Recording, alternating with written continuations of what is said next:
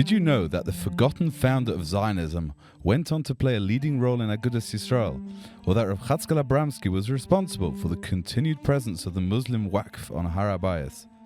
It turns out that the margins of history tell the real story. Behind the Times dives into the big concepts and overlooked moments that carry vast meaning, all through the lens of Torah and rabbinic thought. This is Jewish history like you've never heard it before. Behind the Times, with Rabbi Ephraim Zalman Galinsky and Gedalia Guttentag.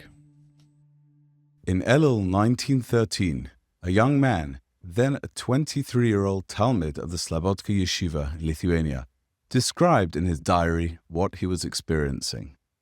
"You already know well what one day of Elul in Slobodka means," he wrote. "One day, it contains eternity. Every corner breathes yira. Every word sparkles with fire. Every glance seems to say, Hinei HaMelech Basodeh, the King, Hashem, is in the field. Who can remain unmoved? Who doesn't tremble with fear and longing all at once? Erev Slichas," he continued his diary entry, "a hush settles over the yeshiva. The rooms fill with an almost tangible anticipation. Any moment now the heart will crack open with the first cry, Ben Adam, Ma'alecha Nirdam, and all of us, standing like children before our Father, ashamed, excusing, begging." My dear Rabbi Ephraim Zalman Galinsky, that was extracts from the diary of none other than the great Rav Eli Kaplan, one of the Alta Slobodka's most gifted Talmidim, later the head of the Rosh Yeshiva, the Rabbiner Seminar, Beis Medrash L'Rabbanim in Berlin. Those were quotes from his diaries that were essentially became Be'ikvas HaYira, his great work. And Rabbi Galinsky, I want to contrast that with today, because today we have Elul is no doubt, undoubtedly a very beautiful chizuk in Olam HaYeshivas.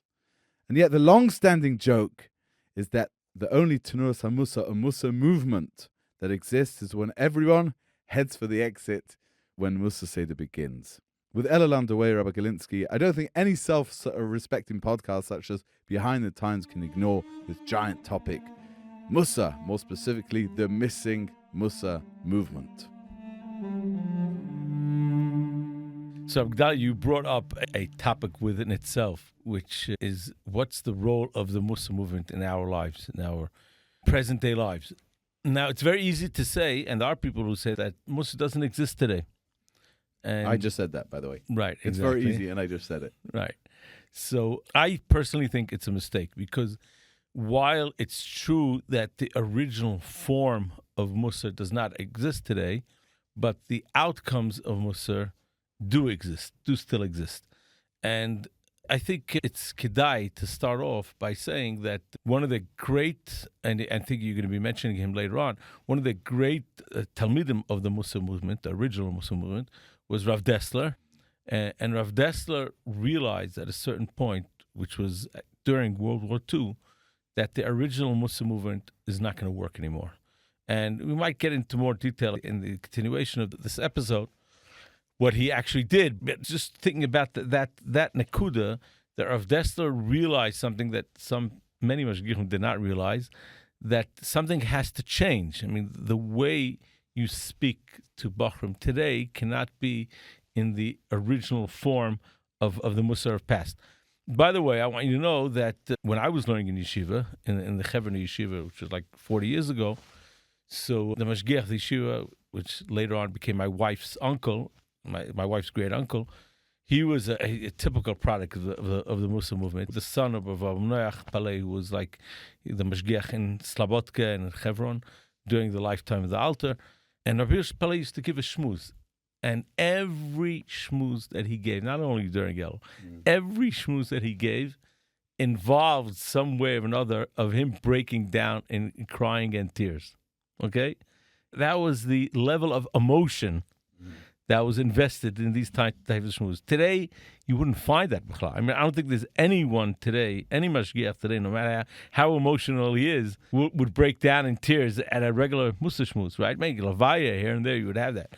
What I did find was that there is one mashgiach today that's left who is a small echo of the original, and that's Rav Don Segal. If you've heard of Don Segal, Shmusim, so the emotion that he puts in and the way he repeats the words and how his voice cracks sometimes and all that.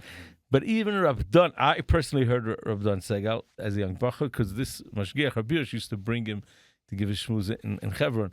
But I think you mentioned in a previous episode that he wouldn't. Yeah, they had to go somewhere else. Right, exactly. Right. So I just want to point out that even Rav Don Segal, who is an echo of that original Rus movement, he himself is already toned down a notch. I mean, the content of his shmusim are much more geared to, like, inspiring and giving chizuk and showing how good we are and all that, even though the flavor is still there. The flavor of the old Muslim movement is there. So just summing up your question, okay? It's true, the original Muslim movement it does not exist anymore, but what we have today is an outgrowth of the Muslim movement. And maybe later on in the episode, we'll talk about it in more detail. So just to give those a breakdown of those questions, what we're going to be dealing with in this episode over here is, and perhaps I've been entirely undermined my premise over here, Rabbi Galinsky. These things happen here. So what we're going to be talking about is, again, what were the central teachings of Mussar, of the movement, number one. Number two, what did Elul look like in the Mussar yeshivas? We've obviously started with a flavor of that.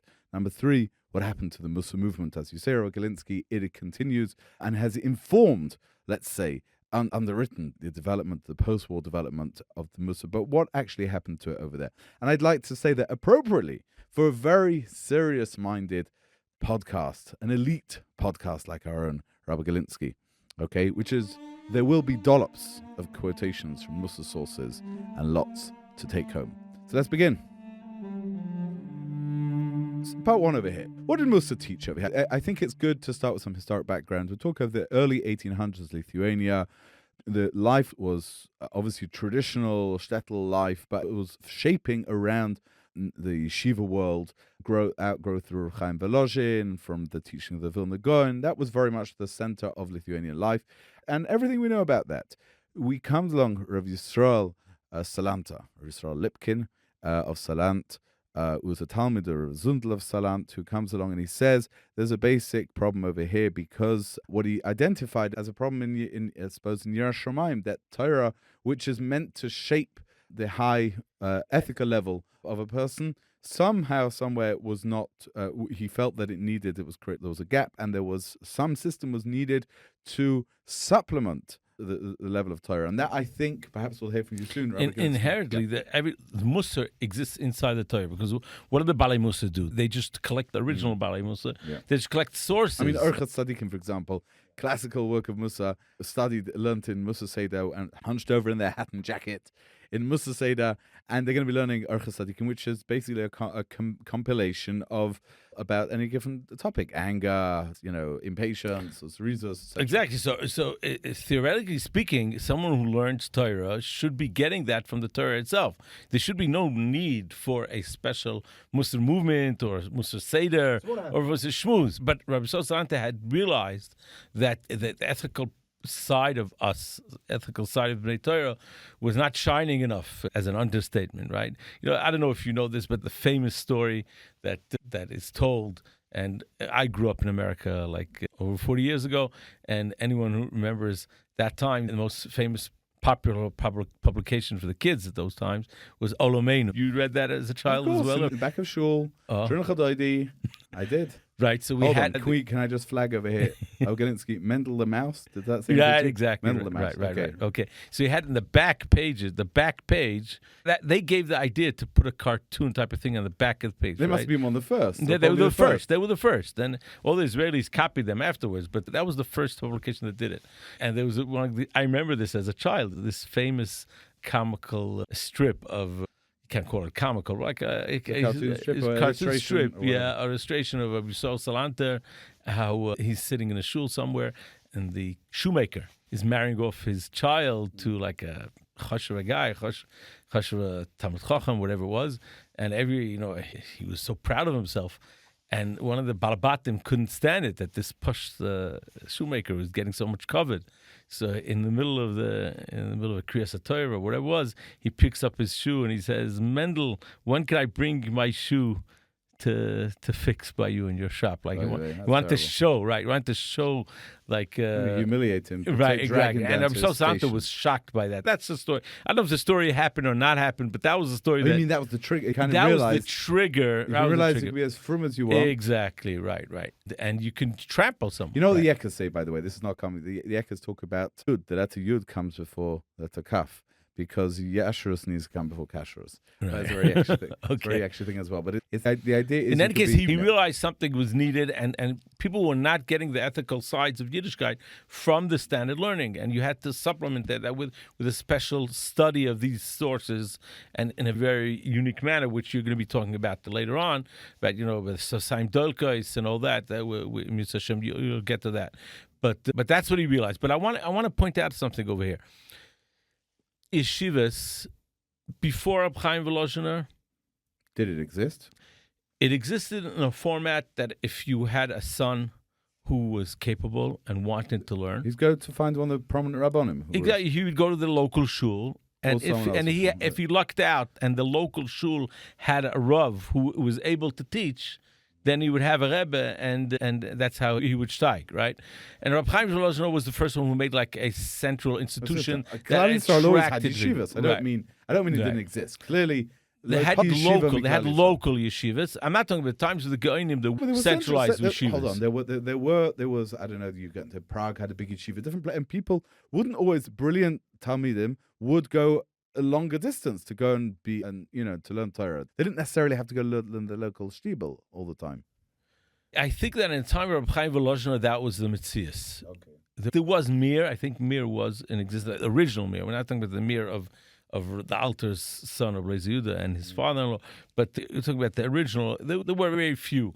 And Reb Chaim Volozhiner wanted to make a central institution that would attract teenagers from all over Well, Lithuania. also very right. brilliant elite. he Right, wanted to- and everything would be taken care of. I mean, the food, even though it was still eaten by Balabatim and all that, but it was centralized. There was someone, there was a system. You had someone who was going to take care of you, right? And you had shiurim that were geared according to the groups. But one thing was missing, and people don't realize this, that besides for Gemara, there was nothing. No shiurim, no shmusim, nothing. It was just... Well, hold on. Let's be clear. They learned in Gemara. They learned the whole of Shas at the same time. Right, I understand. But there was no special shmooze, no special shira. So where did this develop? This is much later. Oh, this is much later. Right. 50, 60 years later. Now you're talking about Rabbi Yisrael Salanter. You have to understand that Rabbi Yisrael Salanter did not, he himself, and even his direct Talmidim, did not manage to open up yeshivas that are structured around Mussar. This is only a later development than that. Rabbi Yisrael Salanter had three main Talmidim, okay? And they were the Alter of Kelm, who had a very small yeshiva called the Talmud Torah of Kelm. I think there were like maybe 30, maybe 40 people learning there. And these was like the elite of all the yeshivas that were older brachrim. All of them at the end became like big Bali Mussar, or big, as Abchatzke Levinstein, El Lopian, I think of Nosson Wachtfolge was there for a certain kufa. But hold on, couldn't have been on the Alter of Kelm. No, for sure not. This is I'm just looking at the Talmud Torah of Kelm, right. But it was in Kelm. The Alter of Slobodka himself learned in Kelm for a certain kufa, even though they parted ways, right. But that was the Alter of Kelm. That's one Talmud, the Rabbi Yisrael Salanter. Another Talmud was the Raftoli Amsterdam, who was the Rav of Helsinki in Finland. He was the chief rabbi, and then he came to Eretz Yisrael to Yerushalayim. And he lived in Chatzah-Strois. Do you know where Chatzah-Strois is today? It's like there's the yeshiva there, and that's where he lived. And the third Talmud also lived there. Rabbi Yisrael Peterburg, Rabbi Yisrael Blazer, he was a Rav of a very chashuv city, Saint Petersburg in Russia. Today called Leningrad. And no, it's not. It's back to St. Petersburg. Oh, it's back to St. Petersburg. When I was growing up, it was Leningrad, right? You're giving away your age here, Rabbi Galinsky. Right. You keep, by the way, you keep dropping hints throughout this podcast. St. Petersburg, he was also the one who wrote the first famous work of Mussar in that sense. Koch V'Or and then Or Yisrael. Or Yisrael, right. These are the letters of Yisrael Salanter. Which is, by the way, I think Koch V'Or is fascinating. I myself discovered a number of years ago a fascinating what's called Glatta Burim. Very his biurim, his explanations of complicated pieces of Gemara related to tshuva, different thing, have a particular, almost like the Vilna Gaon, in that when you see them, you're like, that really makes it's so glatt. It's not a drush. The story goes that Rav Yisrael Salanter says that he has 3 Talmidim. He has the Chacham, which is Alter of Kelm. Yeah. He has the Lamden, who is a Ritzler Peterburger. Who was, but the Lamden is what is the Sefer? Pri Yitzchak, very choshev a tshuva Sefer. And the Tzaddik was of Toli Amsterdam. That's what was known. Now, all these people, out of Kelm had his own yeshiva, like a very small yeshiva, but the other 2, they were mashpia in yeshivas. But the yeshivas, there were no big yeshivas who were structured around the Mussar movement. Hold on, you mentioned the third one. Was the Alter of? No, Alter of Kelm had a small yeshiva. No. Rabbi Yisrael Peterburger was the Rav of a city, and Rav Toli Amsterdam was also a so correct me if I'm wrong. Where does the Alter Navarda come in? So now, that is a later development already. That's the next generation.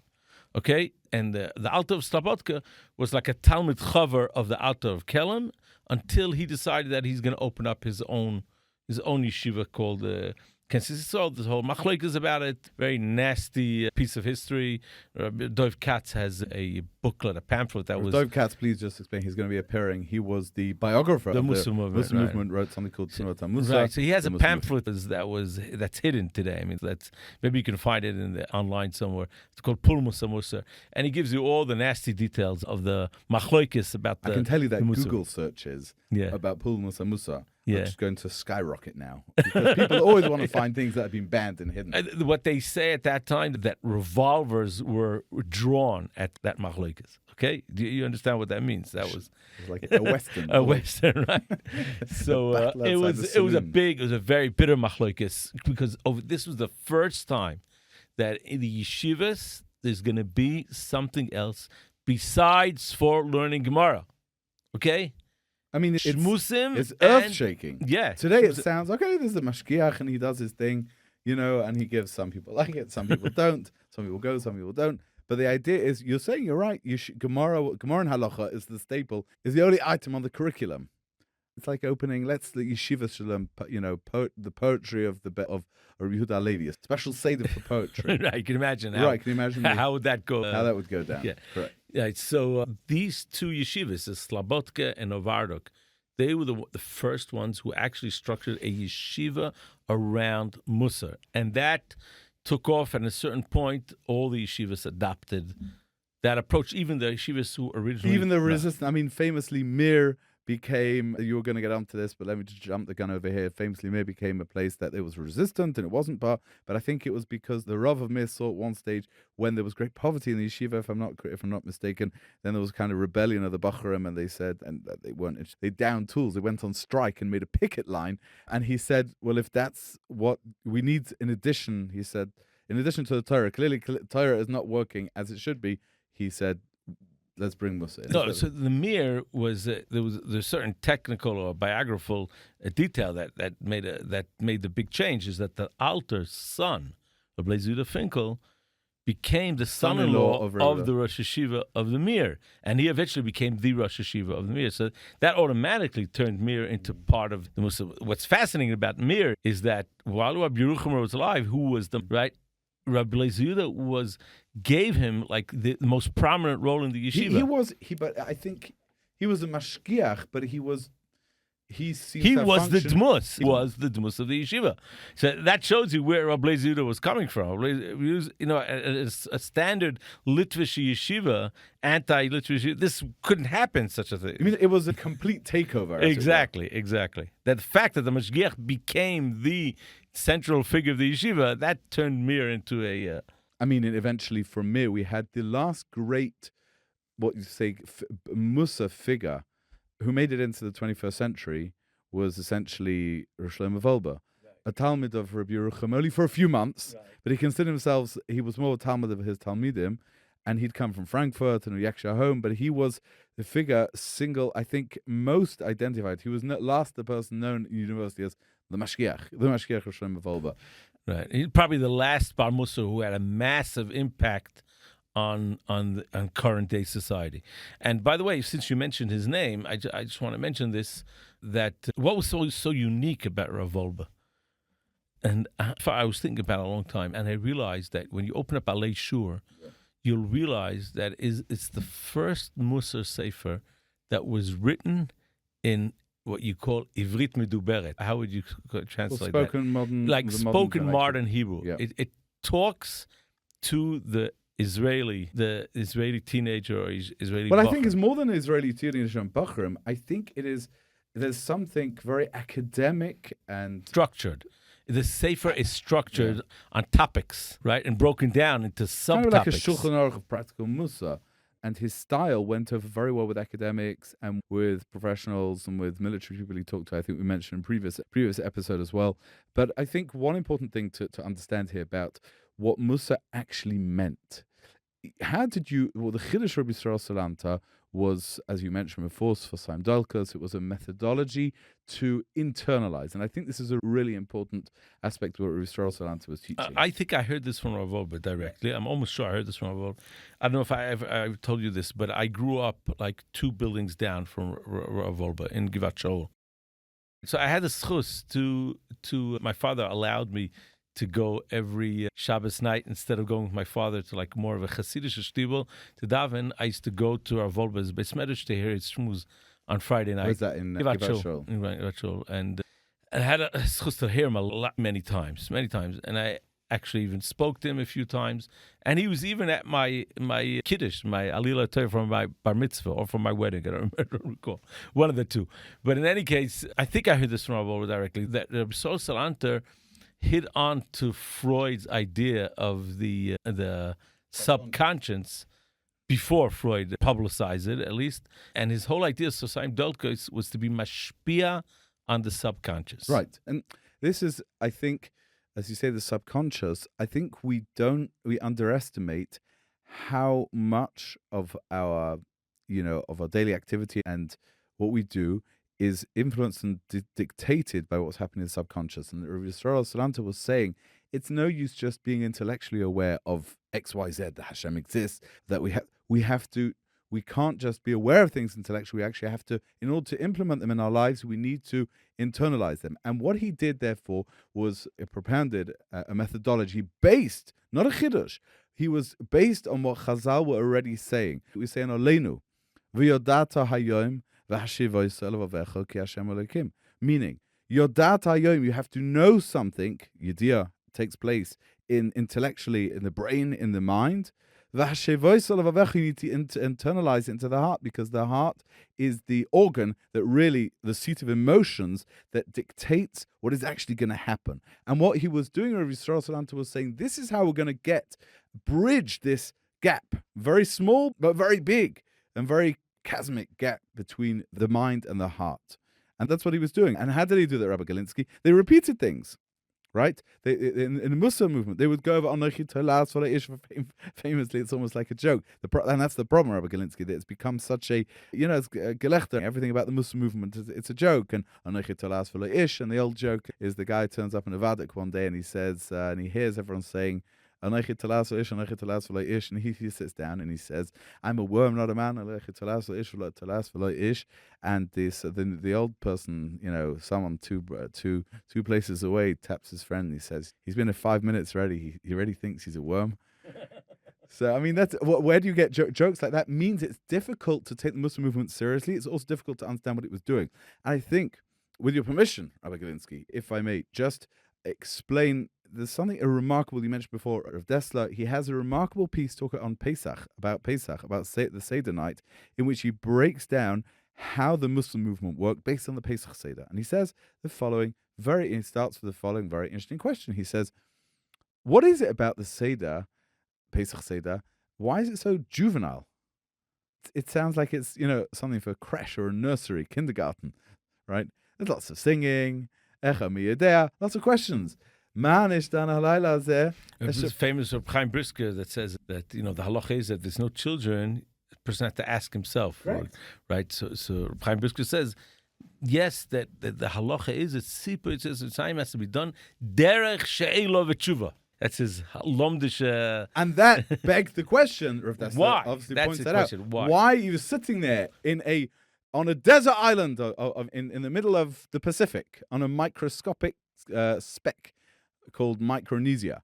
Why would you need to actually sit there? Just think about the Manishtan. Why do you need to ask it? You need to ask it out loud. Why do you need to say question and answer? And there's so many aspects. Once you start looking at the Pesach Seder, you'll see it's so remarkable how it indeed is so juvenile in that way, specifically so. We repeat things over and over again. We say things like, if Hashem hadn't taken us out, Dayenu, then this, and Dayenu.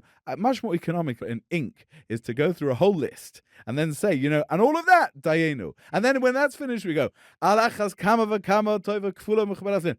And we repeat the whole thing. What's this business? All of that. So that's his question. Why is it so juvenile? And he said, you know why? Rav Dessler writes, because the night of Seder night is not about intellectually gaining new intellectual knowledge. It's about internalizing that which we already know. We know Hashem took us out of Mitzrayim. We know controls the world.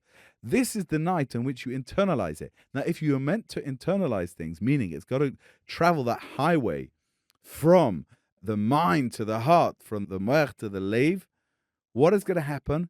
You've got to talk to the heart as in language it understands. The heart, he says, is a child. We never talk to the heart properly. How do you talk to the heart? The emotions, you talk to them as a child. You repeat things. You go into detail. You ask questions. You sing, right?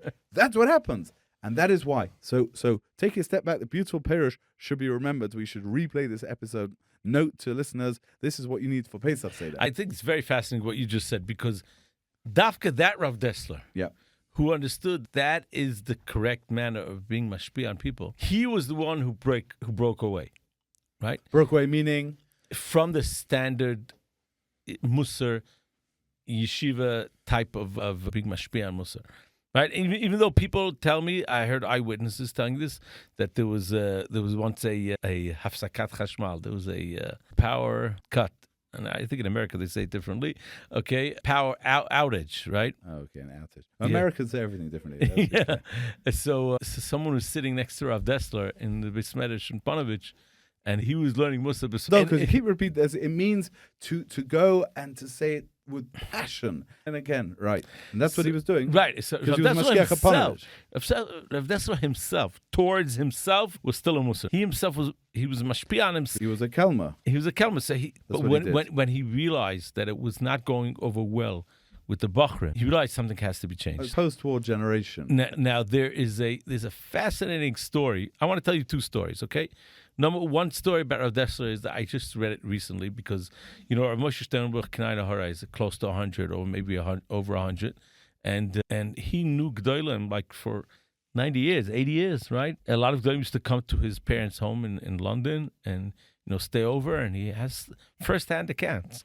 And he remembers in London, in England, before he started, I think before Rav Dessler started the Gateshead Seminary, they used to gather girls and women to like someone's living room, and he used to give them shurim and hashkafa, like Michtav Eliyahu. You have Michtav Eliyahu, and he felt that's the way to mashpia on the new generation. Now Moshe Sternbuch does a fascinating story. They put out a sefer last month. I think it's called Uvdis Vanhogas, and he tells first-hand accounts with Gdolim, and he brings it smaisa. He says that an older Galicianus Rav, maybe you know who it is because he doesn't bring his name. He breaks into the living room over there with a stick in his hand, with his cane, and he starts beating Rav Dessler. You're joking. That's what he writes. He starts beating Rav Dessler because he's talking to girls and talking about, this whole new...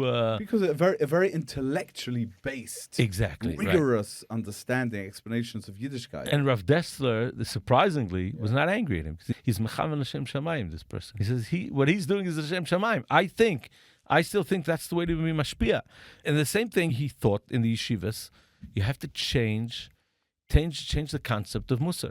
But hold on, can I just jump in over there? I think what he saw, forget internalizing basics. Mussar was saying, we know the truth in our head, we're now going to internalize it in our emotions and the heart, and therefore we can act. He was coming onto a generation in which we talked about this repeatedly, in which even the basics were not clear, had not been accepted. So what did he do? He said, we have to go back to basics. But of course the Muslim movement... I think it's more than that. Even if you have a generation before, let's say before, you had a generation who knew the basics, right? Yeah. But it was never needed because they never dealt with the whys. They dealt with the whats, right? Because if you're growing up in a society where no one asks you what your opinion is, right? And you have to do things because you are told to do things, either by the government or by the local parrots, whatever it is, or by your parents, whatever. That was society all over the world. You did what you were told to do. There was no room for why. Okay, Eastern Europe was far more autocratic. And Rav Dessler had to construct a whole new... He realized that in the new generation, without explaining the why, you're not going to get anywhere. But in other words, you're right. But what Rav Dessler was dealing with, the Western raised... Eastern Europe was destroyed. Eretz Yisrael was being rebuilt. England, America was in England, but it applied. He had a son who went to Cleveland, right? It was, yeah, for sure it was dealing with the whys. It was dealing with the basics to get people on board. But Rav Dessler would have agreed and seen that this was a step back, a massive step back. You couldn't assume, it wasn't about matter of internalizing emotionally the existence of Hashem and his power and his greatness. It was a matter of what does Darwin have to say. I mean, Rav Dessler was the one who dealt with, fundamentals, the connections between Torah and science and all different things like this. His Talmidim, Aryeh Carmel as well. He was dealing with, it was so basic. He had to provide a rational framework so that people could even permit themselves to step through the door of the yeshivas and everything like this.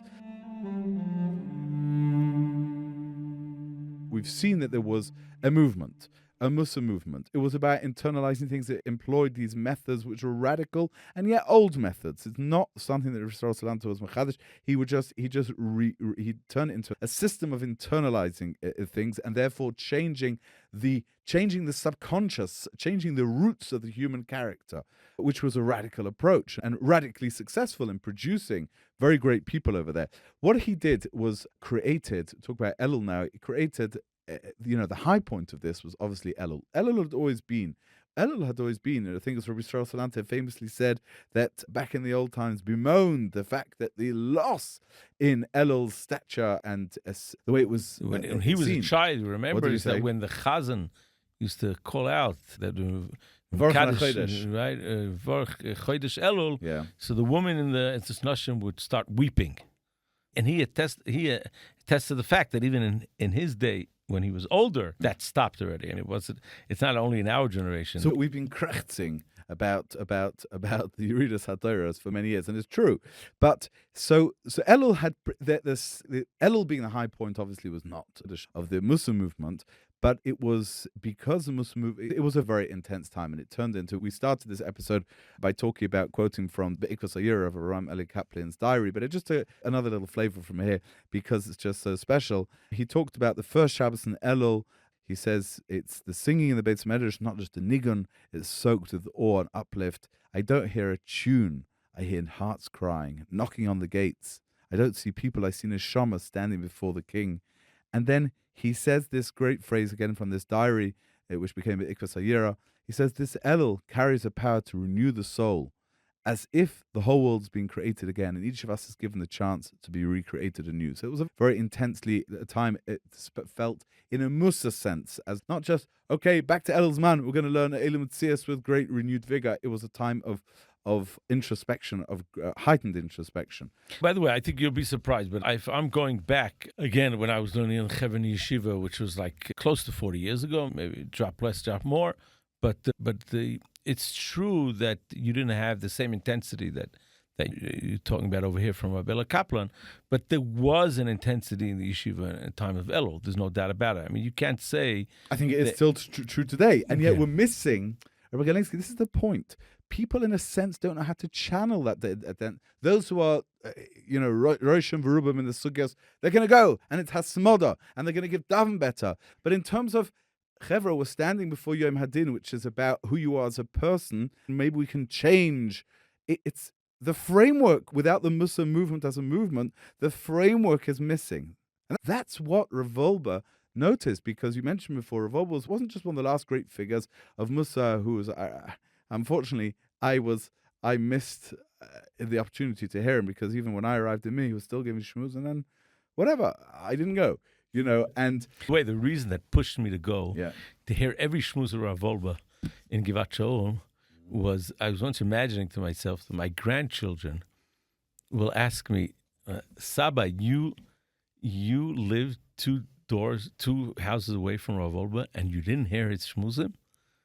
And I was so embarrassed that I would answer them, no, I didn't. I listened to him. That pushed me.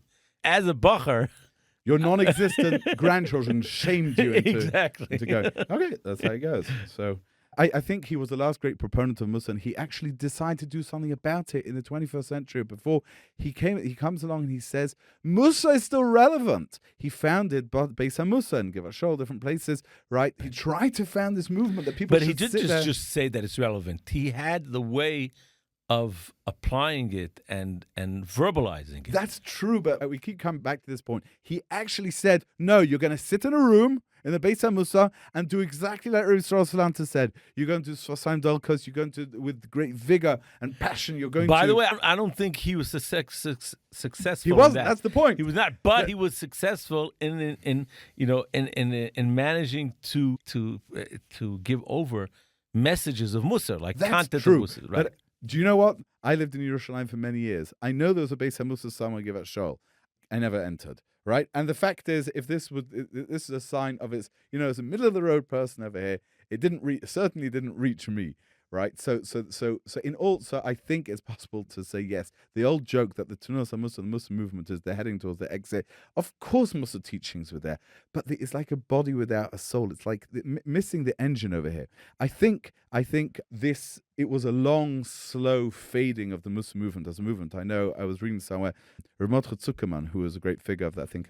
He used to be Rav Wolbe's Chavrusa in the Prushim Shul in Givat Shaul. I used to see them, came out every day, going, trudging up the hills. Who was he? Talmid of the Chaim, and also Kelm. Right? Yeah, Rav Moshe Grylak, and he had a group of Avrechim He's around like, him. if you ever try to imagine how the Ovis looked, that you ever see a picture of Rav Moshe Grylak? No.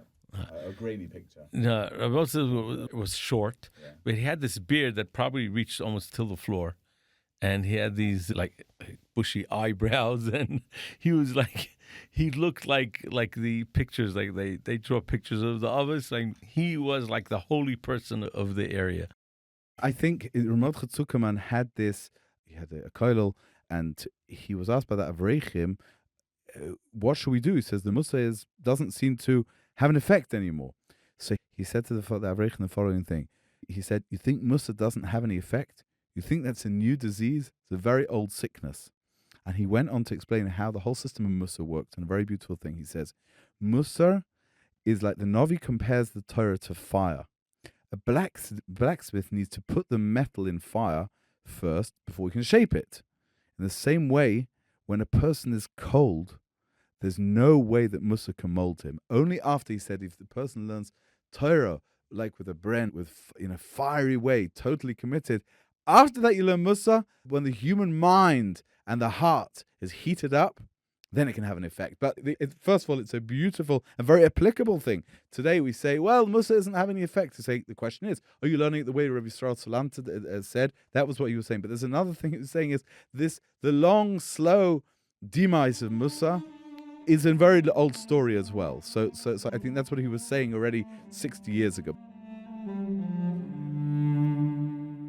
What actually happened to the Mussar movement? I think it's pretty clear that we know that the world in which Mussar flourished was a product of the Holocaust. It was destroyed. And as we said, the Torah world was Mussar is in effect. When you have stage 1, Mussar is stage 2. When you have the basics, you have the Limud HaTorah, you have already the acceptance of the basics of the Torah, then you can work on the elite path, which is internalizing. Once that went, it went as well. One person who chronicled the rise and then the fall of the Mussar movement we mentioned before was Rabbi Dov Katz, who wrote a book called Tunat HaMussar, which is the definitive 4 or 5 or 6 volume chronicles of the Mussar movement, going right from Rav Yisrael Salanter and his Rebbe Rav Zundel Salant to the post-war period. And he says something remarkable at Rabbi Galinsky, which I think we can probably conclude with. He writes there in the introduction to Tunat HaMussar, he says the following thing about the Holocaust. He began his landmark work before, I think, in the 1940s. And he published it, his first volume, in 1948. And he says the following thing: I began the work in a different world where the Mussar movement was chronicling a world that existed, and I'm publishing it in a world that has disappeared, apart from a few great figures. Now he says, what happened with the Holocaust? In contrast, he writes, to the horrors of humanity in our generation, through which people who reached an advanced level of progress, meaning the Western, Germany, suddenly lost their divine image and became beasts of prey. Against that background, the vast gulf has become apparent between Am Yisrael's culture and that of others. That's so true even today.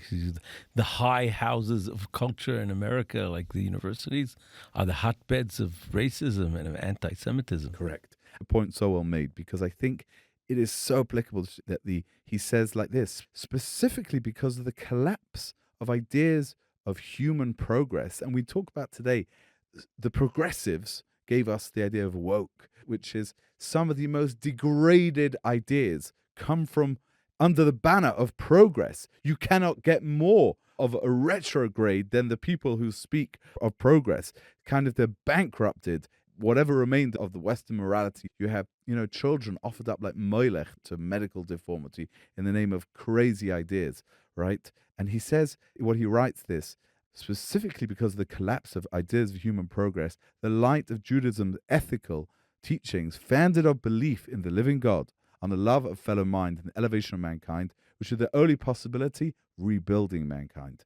So this Mussar master, he saw the bankrupting of Western secular progressive thought, and he contrasted it with the true ethical progress represented by the Torah. That's what pushed him to chronicle the history of the Muslim movement. Correct. And all those decades after he wrote this work, we have yeshivas full of chizuk. We have Elul is tremendous time of Romimus, but I think there's still time, as Rav Wolbe would have said, it's time for Mussar itself as a practical level 2 elite methodology of improving the human being. It's time to make a comeback. Thank you so much, Rabbi Gedalia. Thank you. Thank you for listening to Behind the Times. We appreciate you joining us as we explore the stories and people that shape Jewish history. If you enjoy this episode, please subscribe, leave a review, and share with friends. Until next time.